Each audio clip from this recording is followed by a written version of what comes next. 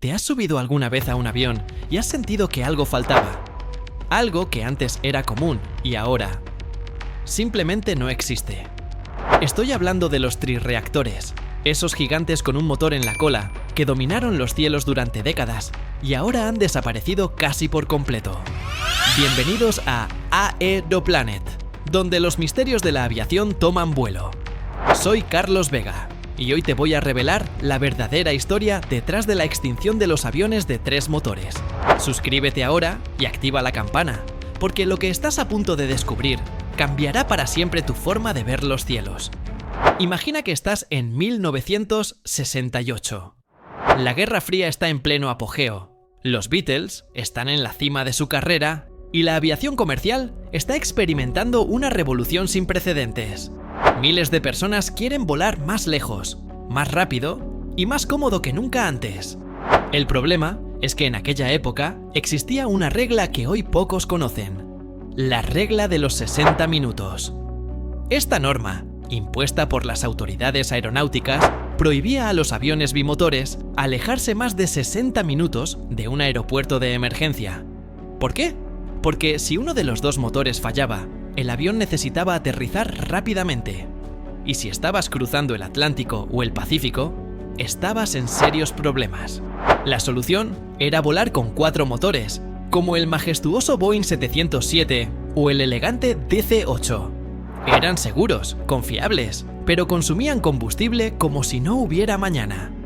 Y en la industria aérea, el combustible es dinero. Mucho dinero. Las aerolíneas estaban atrapadas en una encrucijada. O volaban con 4 motores devoradores de combustible, o se limitaban a rutas cortas con bimotores. Pero entonces alguien tuvo una idea brillante. ¿Y si ponemos 3 motores? En 1963, Boeing presentó algo revolucionario: el 727, un avión con 3 motores. Uno a cada lado del fuselaje, como era habitual, y un tercero, audazmente instalado en la cola. Este diseño no era caprichoso, era la perfecta solución a un problema complejo. 3 motores significaban mayor seguridad que 2, menos consumo que 4, y lo más importante, podía volar sobre océanos sin restricciones. Cuando el 727 despegó por primera vez, nadie imaginaba que estaba iniciando una era dorada para la aviación comercial.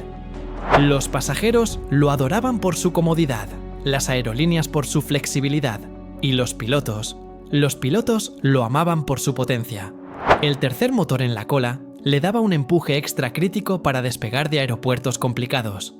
Pistas cortas, altitudes elevadas, climas calurosos. El éxito fue tan rotundo que Boeing vendió más de 1.800 unidades del 727.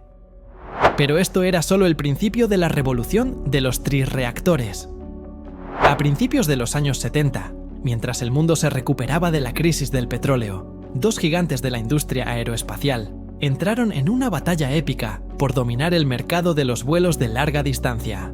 McDonnell Douglas con su DC-10 y Lockheed con su L-1000 ONS TriStar. ¿Y sabes por qué nacieron casi al mismo tiempo? Porque American Airlines, una de las aerolíneas más influyentes, lanzó un desafío a los fabricantes. Queremos un avión más pequeño que el 747, pero igual de capaz para vuelos transoceánicos. Ambos aviones compartían una característica distintiva: 3 motores, 2 bajo las alas y uno ingeniosamente integrado en la cola. El L-1011 TriStar era una maravilla tecnológica. Tenía aviónica avanzada para su época, sistema de aterrizaje automático en condiciones de visibilidad cero, y una cabina tan silenciosa que los pasajeros lo apodaron el Rolls-Royce de los cielos.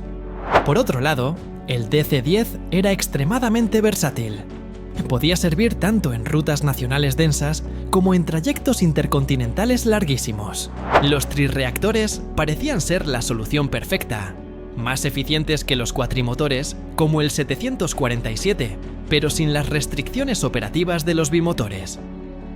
Durante más de una década, estos gigantes de 3 motores dominaron los cielos. Aerolíneas como Pan Am, TWA, Eastern, British Airways y Lufthansa apostaron fuertemente por ellos. Pero entonces, apareció una sigla que cambiaría todo para siempre: ETOPS. ETOPS significa Estándares de Rendimiento Operativo para Operaciones con Motores Gemelos de Largo Alcance.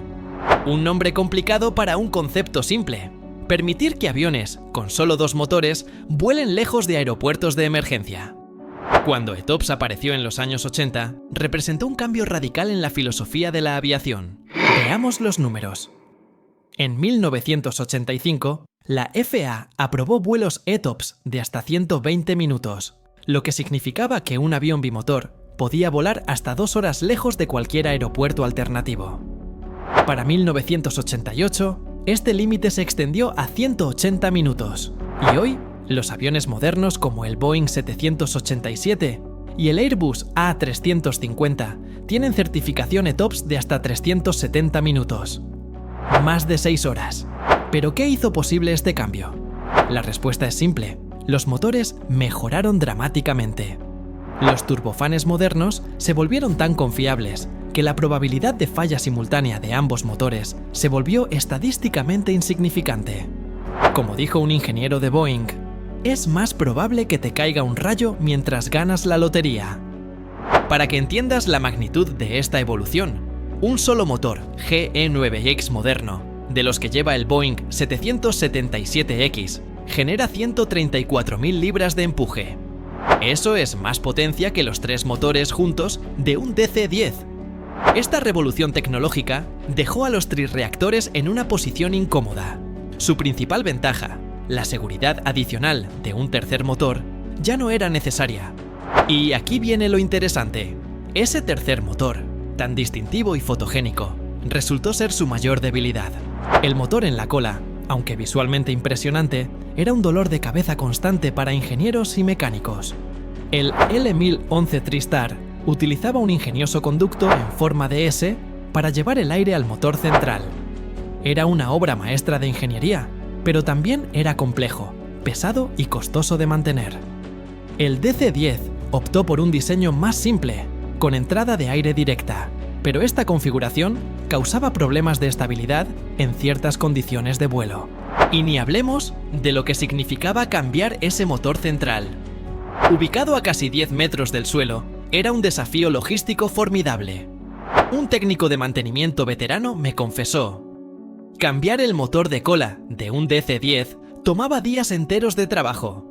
En un bimotor moderno, puedes hacer el mismo trabajo en cuestión de horas. Pero el golpe definitivo para la reputación de los trirreactores vino el 25 de mayo de 1979. El vuelo 191 de American Airlines, un DC-10, despegaba del aeropuerto O'Hare de Chicago cuando perdió su motor izquierdo y se estrelló, causando la muerte de 273 personas.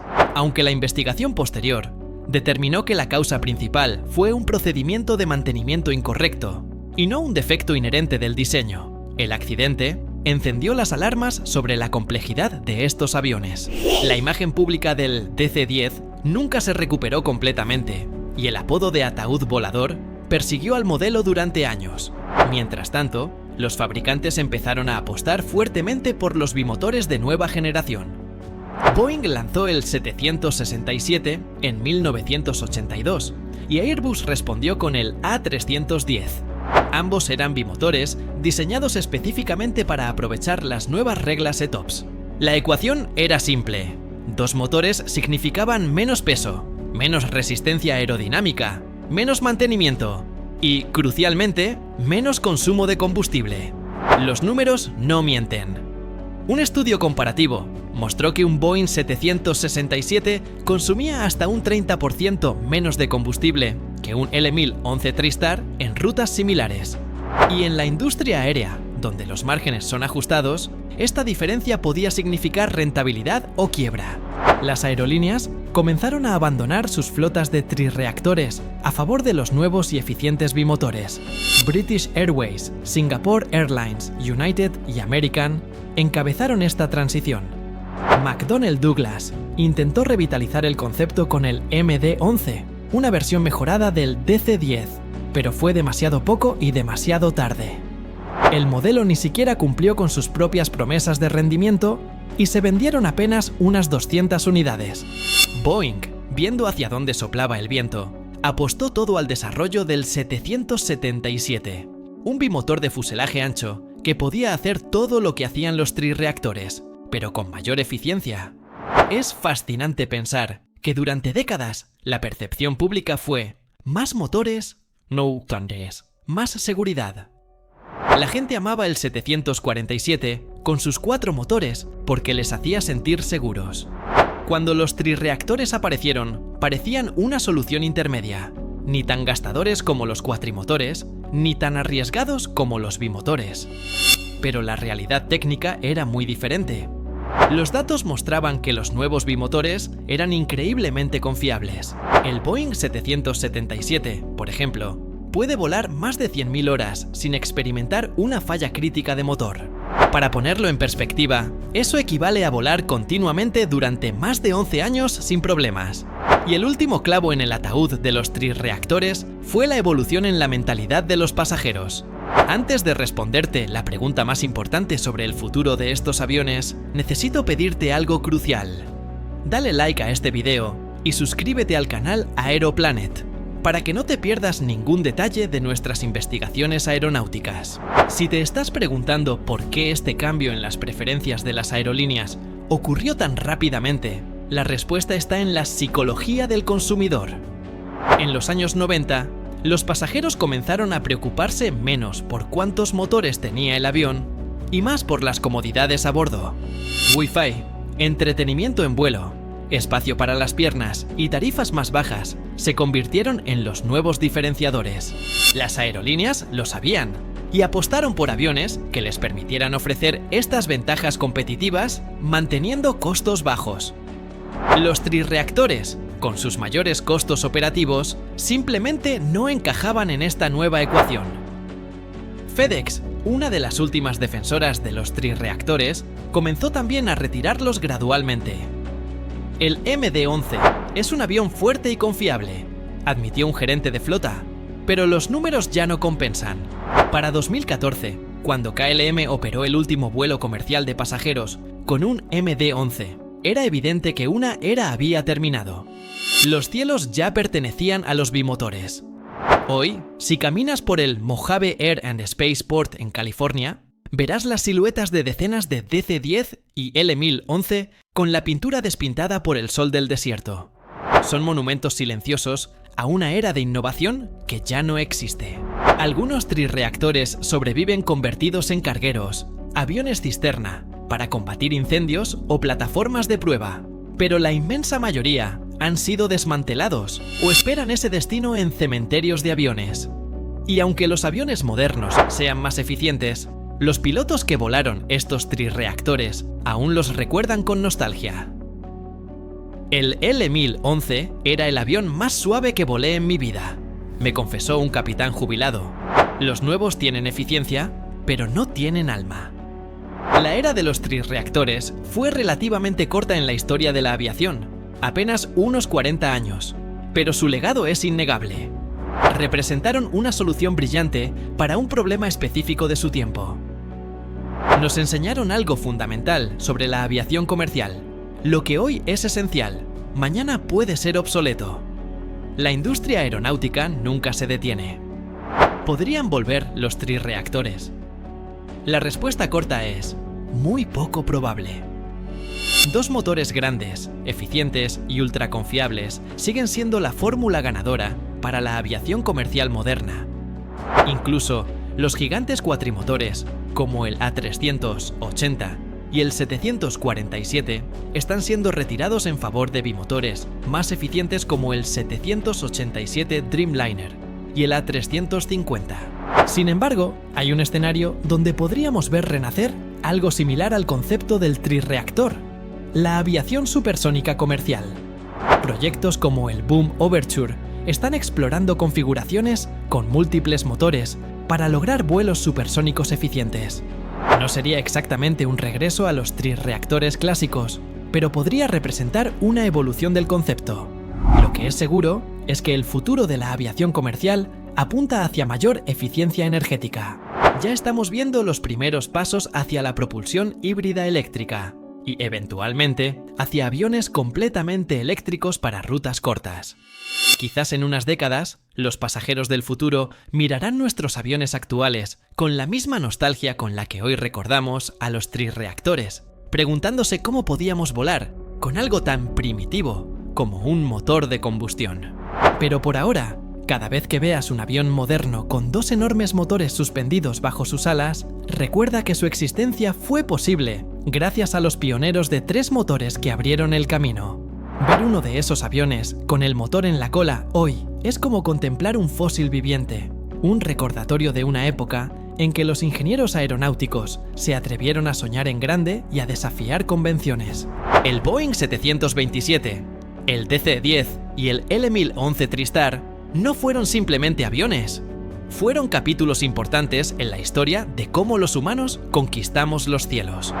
Aunque hayan desaparecido de los servicios regulares de pasajeros, su influencia sigue presente en cada avión moderno que surca los cielos. En Aeroplanet, creemos que entender la historia de la aviación es clave para apreciar el presente y anticipar el futuro de los viajes aéreos. Si este video sobre la desaparición de los trirreactores te pareció fascinante, tengo una pregunta para ti. ¿Qué otro misterio de la aviación te gustaría que investigáramos próximamente?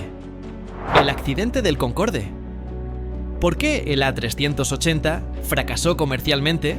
¿O quizás la historia de los hidroaviones gigantes? Déjame tu respuesta en los comentarios. No olvides darle like a este video, suscribirte a Aeroplanet y activar la campana para no perderte ninguna de nuestras investigaciones aéreas. Soy Carlos Vega y te espero en nuestro próximo despegue, con más historias fascinantes sobre los gigantes que dominan nuestros cielos. ¡Hasta pronto!